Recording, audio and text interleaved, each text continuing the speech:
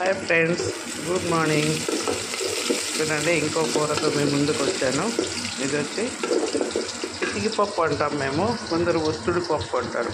అనపకాయలు సీజన్లో విత్తనాలు ఒలిచి వాటినంతా ఇట్లా పప్పు బయటకు వచ్చేసిన తర్వాత ఎండబెట్టి మనం ప్రిజర్వ్ చేసుకుంటాం. వాటిని ఇప్పుడు రాత్రి నానబెట్టాను. చూడండి, మళ్ళీ పచ్చిపప్పు లాగా అయిపోయింది.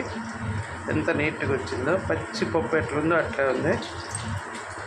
దీన్ని కూర చేసుకుంటాం ఫ్రెండ్స్.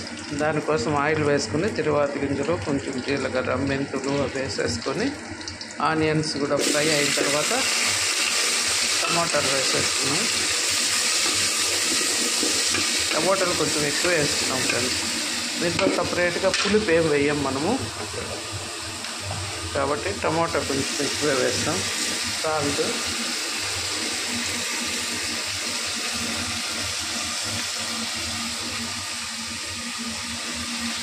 తర్వాత కొద్దిగా పసుపు వేస్తున్నాం.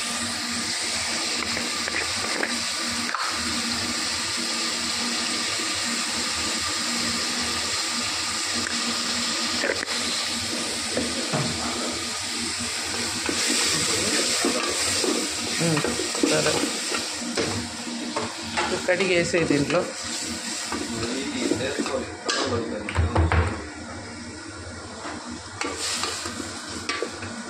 ఇది ఉప్పు వేసాం కాబట్టి తొందరగా మగ్గుతాయి ఫ్రెండ్స్. ఇది మగ్గేలోపు మనం ఇప్పుడు మసాలా చేసుకుందాం.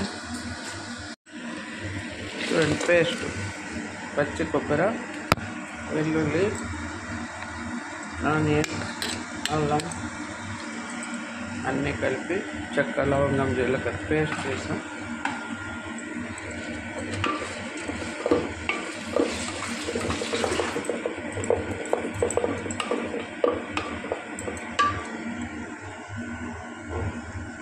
కొత్తిమీర,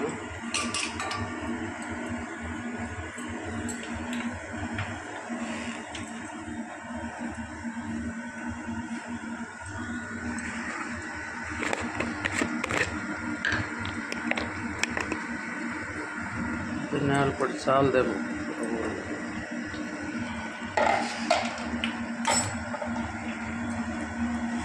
కొద్దిగా ధనియాల పొడి వేసి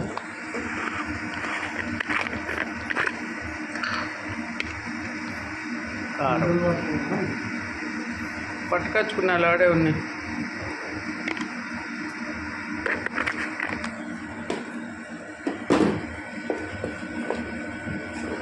ఇదంతా బాగా కొంచెం ఫ్రై అయిపోయిన తర్వాత పప్పు వేసేసుకున్నాం.